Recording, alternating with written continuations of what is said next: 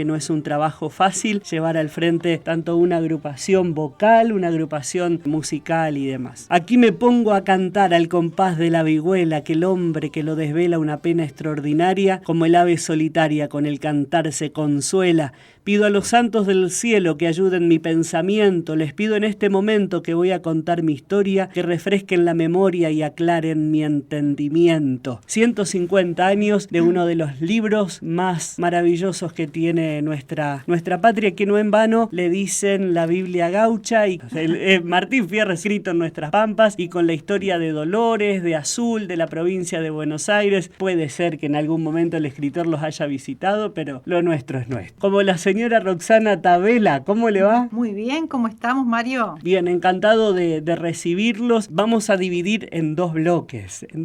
Lo primero es lo primero. Roxana Tabela, docente, directora de coros, tanto con jóvenes como con personas jóvenes de segunda generación, de segunda etapa. Y la verdad que es un gusto recibirte, Roxana, y esto que hablábamos entre corte y corte, de la situación de que hay cosas que tienen una edad y que, por ejemplo, el corte de pelo, el usar la falda, decíamos que hay un corte, hay otro corte, según la edad que uno tiene. En el caso de la voz no pasa lo mismo. La voz es necesario entrenarla para que se mantenga joven. Sobre todo las mujeres, cuando entramos en la época de la menopausia, es muy bueno vocalizar todos los días para mantener la voz joven. Se asocia mucho la juventud con una voz aguda en la mujer y una voz más sexy en los varones, esas voces graves, ¿no? Tiene mucho que ver con qué sentimos nosotros cuando escuchamos las voces. Esa cuestión de percibir, de sentir, qué nos pasa cuando sentimos determinadas voces. Nos producen cosas, nos conectan con alguna fibra nuestra dentro que nos moviliza, ¿no? Tanto en la voz hablada como en la voz cantada. Hagamos un poco de escuela, porque por ahí hay gente que sabe y hay gente que no tiene por qué saber, ¿no?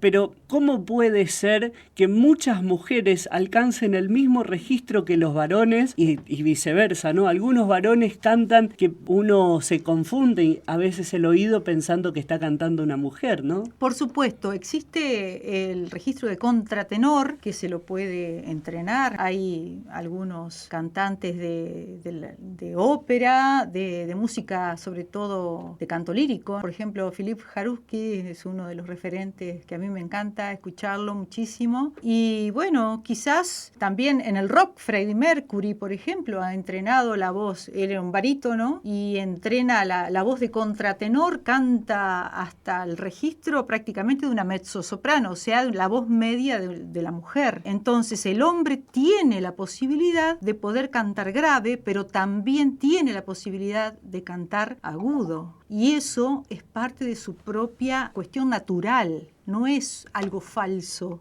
como por ahí le dicen, sino que es parte de la naturaleza del hombre también, poder cantar agudo. De hecho, muchas culturas o folclore utilizan el canto agudo en algunas partes. Claro. Yo me acuerdo de haberlo escuchado a Daniel Toro cuando yo era chiquita, que cantaba hasta por allá arriba, Principito cantaba, y cantaba muy agudo, y bueno, él proviene de alguna etnia, ¿no? Originaria de la zona del noroeste. Sí, o Rubén Patagonia, que claro, por ahí hace tantos matices con su voz que va de un extremo al otro. Sí, es algo que los varones pueden explorar también, ¿no? Que no se queden solo con su voz de pecho, le decimos nosotros, sino que también puedan explorar su voz de cabeza, la voz aguda. Mira, a mí me da mucha curiosidad y vamos a seguir hablando en un ratito más, porque los quiero escuchar cantar. Vos decís esto de la voz de cabeza.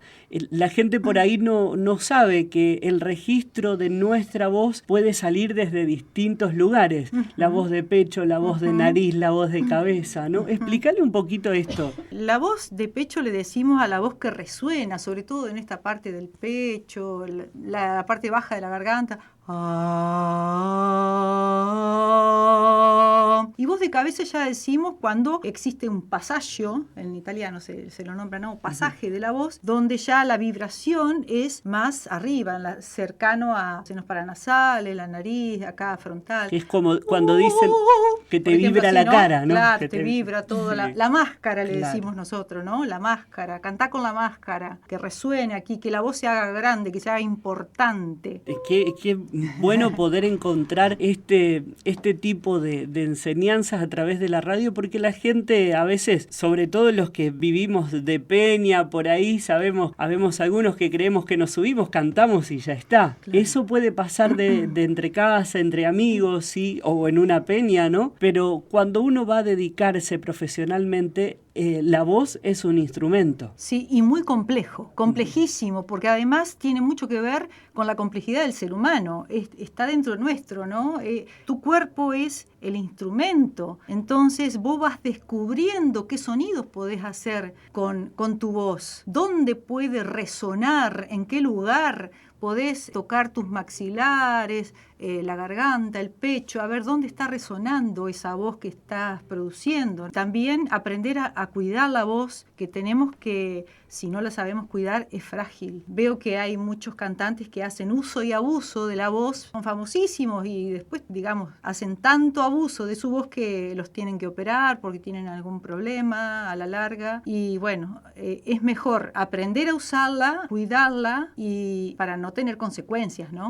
La señora Estela Raval siempre me decía, vos tenés un pañuelito en el bolsillo, pasada determinada hora te pones el pañuelito, porque bien, tanto en el canto como en la radio o en la tele, la gente que trabaja con la voz o en la docencia, en nuestro caso, es nuestra herramienta de trabajo. Se cuida, se ejercita, cómo se soportan los cambios, porque los cambios que vamos teniendo por nuestra edad, por las situaciones naturales, también afectan a la voz, ¿no? ¿Cómo se genera el cuidado para esa voz? El cuidado tiene que ver con aprender a respirar, aprender a relajar el cuerpo, mantener una respiración costodiafragmática, tomar mucha agua, no fumar, comer liviano. Digamos, hay un montón de cosas que podemos hacer para cuidar la voz y no gritar, no hacer uso y abuso de esa voz. Es toda una actitud de vida para cuidar la voz. Claro. Es una disciplina. Es una disciplina como un deporte. El deporte también exige que uno se duerma a determinada hora para tener energía. Bueno, acá pasa lo mismo. Es muy necesario dormir las cantidades de horas. Todo lo que hace bien al cuerpo, hace bien a la voz. Claro. Eso lo dice Gloria Ruiz Ramos, una española que es cantante lírica, que ha hecho mucha investigación y ha relacionado mucho lo que es el yoga con la voz, el cuidado de la voz sobre todo. Lo emocional le afecta a la voz a la hora de subir a un escenario, ¿no? La voz se produce, depende de cómo yo esté. Si yo estoy angustiado, y lo primero donde se va a notar es en la voz. Si estoy cansado, se va a notar en la voz. Si comí de más, se va a notar en la voz. Todo se relaciona con la voz. Es así. Bueno, para los que recién llegan a la radio, estamos en Encuentro de Palabras, un programa de Arreando Estrellas. Nos acompaña la profesora Roxana Tabela, Roxy, acompañada, por supuesto, de una parte de uno de sus coros.